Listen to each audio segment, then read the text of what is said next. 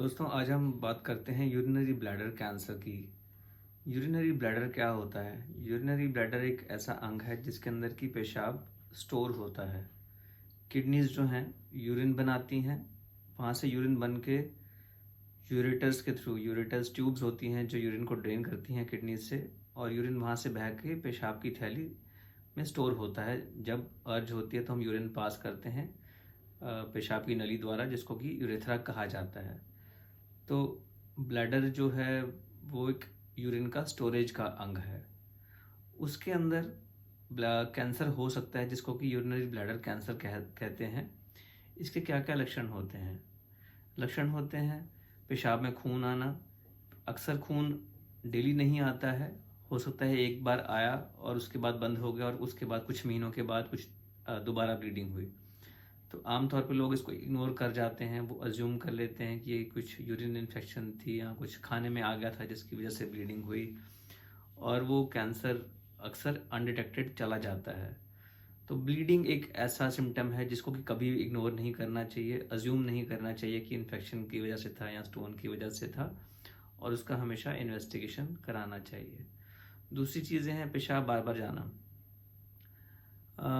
पेशाब बार बार जाने की जो सेंसेशन है वो कई बार लोग उसको भी इग्नोर कर जाते हैं। लोगों को लगता है कि मैंने पानी ज़्यादा पिया था या मैंने कॉफ़ी ज़्यादा पी ली थी, कुछ दवाई ले ली थी जिसकी वजह से यूरिन बार बार जाना पड़ रहा था, और ये एक अगेन एक इम्पॉर्टेंट सिम्टम है जो कि मिस नहीं होना चाहिए।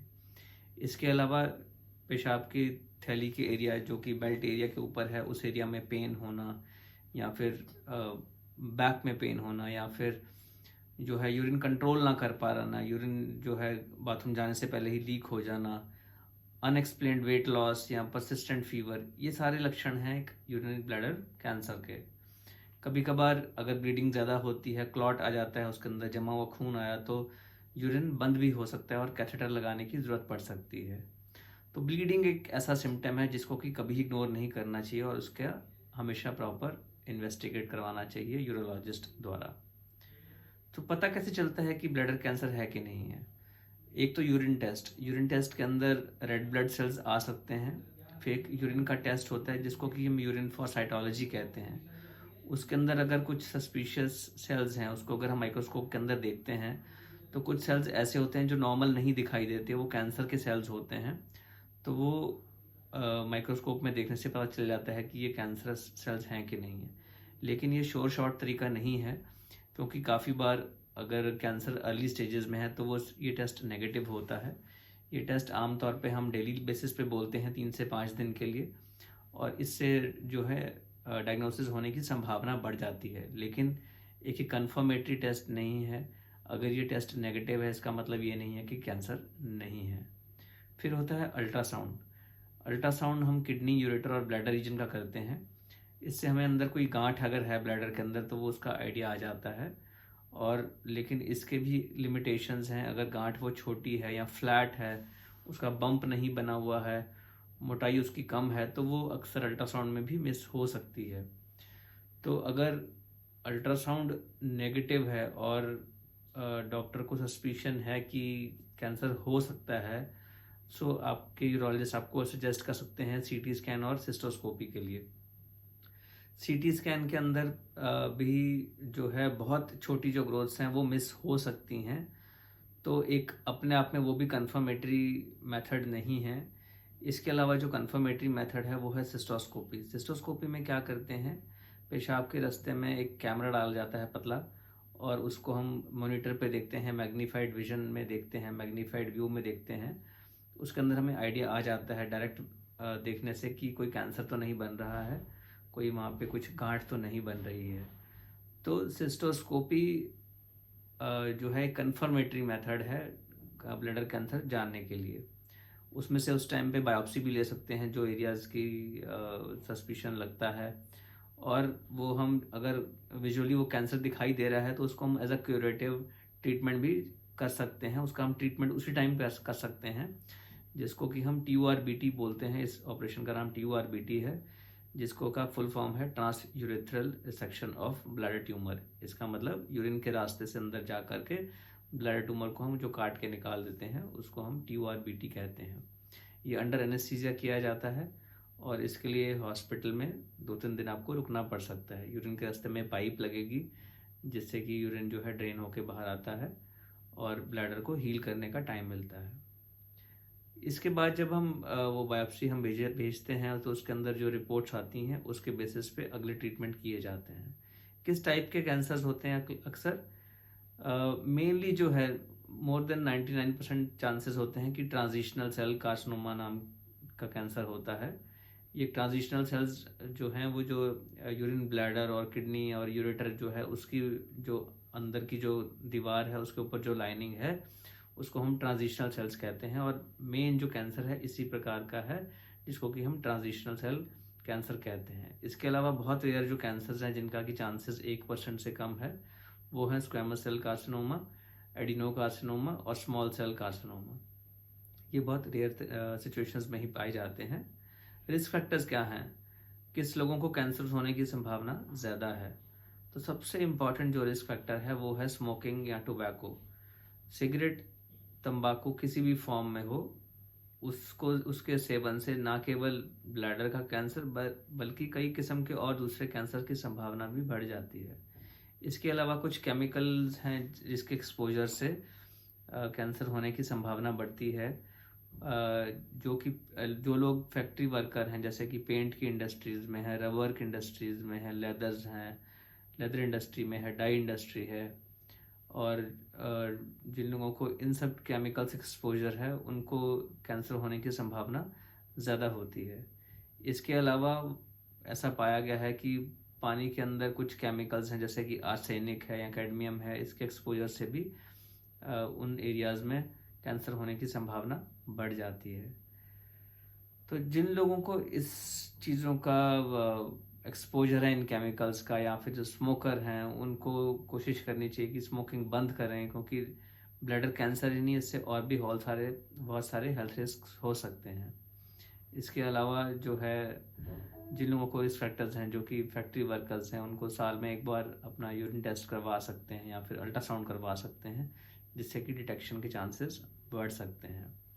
इसके अलावा रिस्क फैक्टर्स हैं कि हेल्थ और हम क्या प्रिकॉशंस ले सकते हैं कि जिससे कि चांसेस कम हो जाएं ब्लैडर कैंसर के। तो जैसा कि बताया गया कि स्मोकिंग और टोबैको किसी भी फॉर्म में जो है उसको बंद कर देना चाहिए। आइडियल बॉडी वेट मेंटेन करना चाहिए। फ्रूट्स एंड वेजिटेबल्स का सेवन ज़्यादा करना चाहिए एज़ कम्पेयर टू फैट और एनिमल प्रोटीन्स। और अगर आपका कुछ केमिकल एक्सपोजर रहता है तो उसमें कोशिश करनी चाहिए कि अगर उसको हम लिमिट कर सकते हैं या फिर एटलीस्ट एनुअल हम अपना हेल्थ चेकअप करवाएं तो उससे चांसेस डिटेक्शन के बढ़ जाते हैं। अगर एक बार कैंसर डिटेक्ट होता है तो उसका ट्रीटमेंट क्या है? उसका ट्रीटमेंट डिपेंड करता है कि उसकी स्टेज क्या है। स्टेजिंग कैसे करते हैं? अर्ली स्टेज हो सकती है।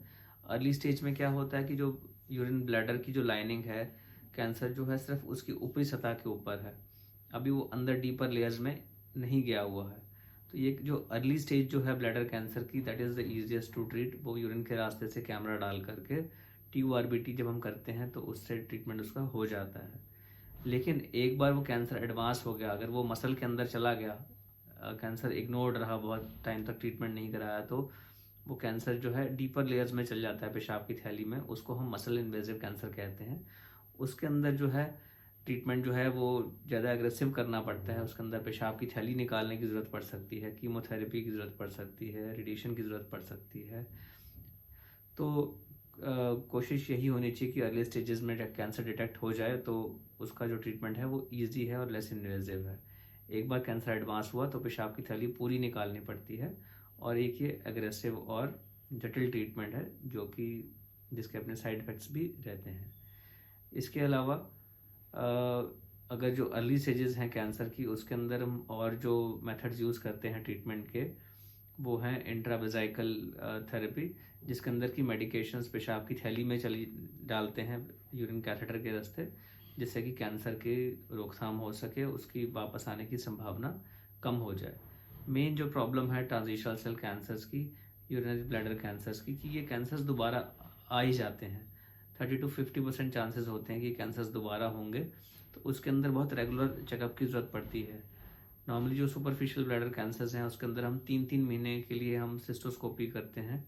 एवरी 3 मंथ्स जो है हम 2 साल के लिए करते हैं, फिर 6-6 महीने पे 2 साल करते हैं, और उसके बाद साल में एक बार उसकी फ्रिक्वेंसी कम की जाती है चेकअप की।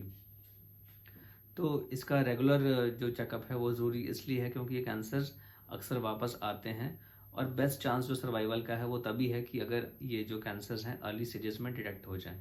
एक बार ये कैंसर्स अगर एडवांस हो जाते हैं तो ये बोन्स में जा सकते हैं, लिवर्स में जा सकते हैं, लंग्स में जा सकते हैं, लिम्फ ग्लैंड्स में जा सकते हैं। तो उस केसेस में सर्वाइवल के चांसेस कम हो जाते हैं। जो अर्ली स्टेज कैंसर्स हैं उसके अंदर सर्वाइवल कैसा है, उसके अंदर सर्वाइवल अक्सर जो है 70 से 90% तक उसके अबव रहता है। उसका सर्वाइवल अच्छा सर्वाइवल है, डिपेंडिंग ऑन कि कितना अर्ली कैंसर है। एक बार मसल इन्वेजिव हो जाए तो चांसेस जो है 5 ईयर सर्वाइवल जो है अराउंड 50-60% रह जाता है। और अगर एक बार दूसरे ऑर्गन्स में चला जाए कैंसर जो है, लिवर में चला गया, लंग्स में चला गया, बोन्स में चला गया, तो सर्वाइवल के चांसेस 5 ईयर्स के जो हैं वो 10% ही रह जाते हैं। सो ये एक एग्रेसिव किस्म का कैंसर है, तो बेटर यही है कि हम प्रिवेंशंस लें, प्रिकॉशंस लें, एटलीस्ट एनुअल हेल्थ चेकअप करवाएं। और सबसे इम्पॉर्टेंट जो है, यूरिन के जो सिम्टम्स हैं, स्पेशली ब्लीडिंग या यूरिन की फ्रिक्वेंसी हो रही है, तो उसको हम कभी भी इग्नोर ना करें। उसको हम कोशिश ना करें कि सेल्फ मेडिकेट कर रहे हैं या फिर अज्यूम कर रहे हैं कि यूटीआई हुआ था या कुछ खाने से हो गया था। ब्लीडिंग को कभी भी इग्नोर नहीं करना चाहिए। तो अगर कैंसर अर्ली स्टेजेस में डिटेक्ट हो जाता है तो एक ये इसका ट्रीटमेंट ईजी है और ये क्योरेबल है, बट उसको हम रेगुलर फॉलोअप में रखते हैं क्योंकि ये कैंसर दोबारा हो सकते हैं।